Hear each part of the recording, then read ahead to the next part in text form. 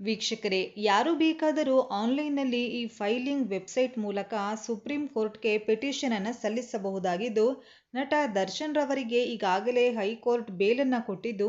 ಆದರೆ ಸರ್ಕಾರಿ ಪರ ವಕೀಲರ ರಿಕ್ವೆಸ್ಟ್ ಮೇರೆಗೆ ಸುಪ್ರೀಂ ಕೋರ್ಟ್ ಹೈಕೋರ್ಟ್ ಕೊಟ್ಟಿದ್ದಂತಹ ಬೇಲನ್ನು ಕ್ಯಾನ್ಸಲ್ ಮಾಡಿದ್ದು, ಈಗಾಗಲೇ ನಟ ದರ್ಶನ್ ರವರಿಗೆ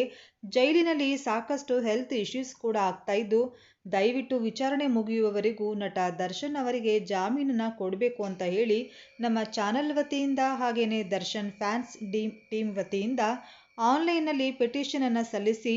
ಲಕ್ಷಾಂತರ ದರ್ಶನ್ ರವರ ಫ್ಯಾನ್ಸ್ಗಳಿಂದ ಪಿಟಿಷನ್ ಸಹಿ ಮಾಡಿಸುವಂತಹ ಪ್ಲಾನ್ ನಮ್ಮದಾಗಿತ್ತು ಅಂತಾನೆ ಹೇಳ್ಬೋದು.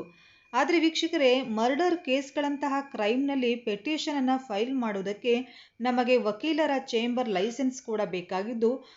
ನಿನ್ನೆ ರಾತ್ರಿಯಷ್ಟೇ ಖ್ಯಾತ ವಕೀಲರನ್ನ ಭೇಟಿ ಮಾಡಿ ಇದರ ಬಗ್ಗೆ ಡಿಸ್ಕಸ್ ಅನ್ನು ಕೂಡ ಮಾಡಿದ್ವಿ.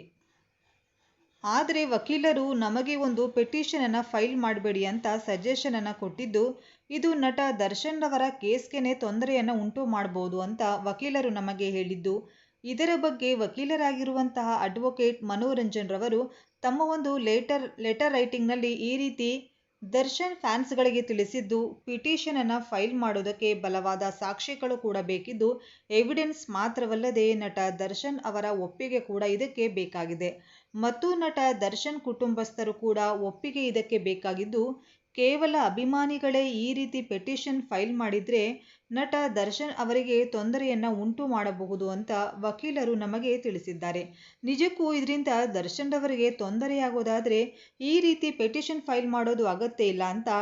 ಡಿವೋರ್ಸ್ ಟೀಮ್ ಫ್ಯಾನ್ಸ್ಗಳು ಕೂಡ ಹೇಳಿದ್ದು, ಇದ್ದಂತಹ ಒಂದೇ ಒಂದು ದಾರಿ ಕೂಡ ತುಂಬಾನೇ ನಿರಾಸೆ ಮೂಡಿಸಿದ್ದು, ನಿಮ್ಮಲ್ಲಿ ಯಾರಾದರೂ ವೀಕ್ಷಕರೇ LLB ಮಾಡಿದಲ್ಲಿ ಇಂತಹ ಸಮಯದಲ್ಲಿ ನಟ ದರ್ಶನ್ ಪರವಾಗಿ ನಾವು ಫ್ಯಾನ್ಸ್ಗಳು ಏನ್ ಮಾಡಬಹುದು ಅನ್ನೋದನ್ನ ದಯವಿಟ್ಟು ಕಮೆಂಟ್ ಸೆಕ್ಷನ್ ಅಲ್ಲಿ. ಆದ್ರೆ ವೀಕ್ಷಕರೇ, ಮರ್ಡರ್ ಕೇಸ್ಗಳಂತಹ ಕ್ರೈಮ್ನಲ್ಲಿ ಪಿಟಿಷನ್ ಅನ್ನ ಫೈಲ್ ಮಾಡುವುದಕ್ಕೆ ನಮಗೆ ವಕೀಲರ ಚೇಂಬರ್ ಲೈಸೆನ್ಸ್ ಕೂಡ ಬೇಕಾಗಿದ್ದು, ನಿನ್ನೆ ರಾತ್ರಿಯಷ್ಟೇ ಖ್ಯಾತ ವಕೀಲರನ್ನ ಭೇಟಿ ಮಾಡಿ ಇದರ ಬಗ್ಗೆ ಡಿಸ್ಕಸ್ ಅನ್ನ ಕೂಡ ಮಾಡಿದ್ವಿ. ಆದರೆ ವಕೀಲರು ನಮಗೆ ಒಂದು ಪಿಟಿಷನ್ ಅನ್ನು ಫೈಲ್ ಮಾಡಬೇಡಿ ಅಂತ ಸಜೆಷನ್ ಅನ್ನು ಕೊಟ್ಟಿದ್ದು, ಇದು ನಟ ದರ್ಶನ್ ರವರ ಕೇಸ್ಗೆನೆ ತೊಂದರೆಯನ್ನು ಉಂಟು ಮಾಡಬಹುದು ಅಂತ ವಕೀಲರು ನಮಗೆ ಹೇಳಿದ್ದು, ಇದರ ಬಗ್ಗೆ ವಕೀಲರಾಗಿರುವಂತಹ ಅಡ್ವೊಕೇಟ್ ಮನೋರಂಜನ್ ರವರು ತಮ್ಮ ಒಂದು ಲೆಟರ್ ರೈಟಿಂಗ್ನಲ್ಲಿ ಈ ರೀತಿ ದರ್ಶನ್ ಫ್ಯಾನ್ಸ್ಗಳಿಗೆ ತಿಳಿಸಿದ್ದು, ಪಿಟಿಷನ್ ಅನ್ನು ಫೈಲ್ ಮಾಡೋದಕ್ಕೆ ಬಲವಾದ ಸಾಕ್ಷ್ಯಗಳು ಕೂಡ ಬೇಕಿದ್ದು,